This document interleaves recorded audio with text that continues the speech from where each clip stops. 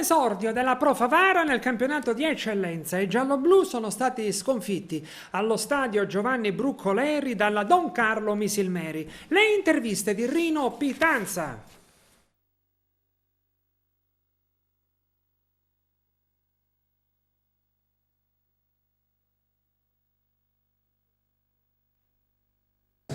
Mister, i processi sicuramente si fanno a fine stagione. Oggi, se mi consente, abbiamo visto una discreta Pro Favara e un ottimo Don Carlo Misilmeri. Al di là della temperatura, perché lei mi insegna, quando c'è caldo per tutti, non vedo che sia mancata qualcosa nella Pro Favara. Forse peggior avversario non si poteva incontrare alla prima giornata.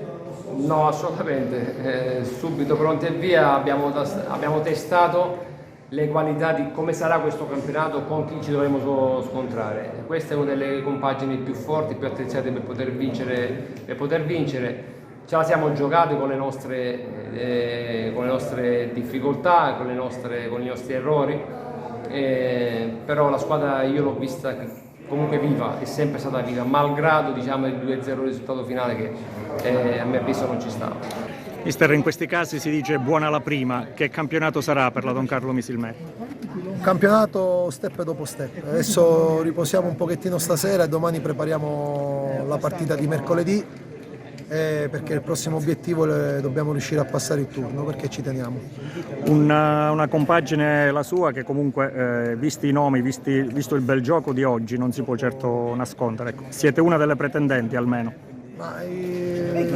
Abbiamo nomi importanti, ma è importante evidenziare l'atteggiamento e lo spirito di questi giocatori, che oggi hanno dimostrato i ragazzi, ma è dal 25 luglio che lo dimostrano, grande applicazione, grande spirito di sacrificio, quindi l'atteggiamento è stato forte, ma era un atteggiamento che cresceva ogni giorno dal 25 luglio fino ad arrivare a oggi, quindi questa è la nostra migliore arma, il gruppo, lo spirito di sacrificio.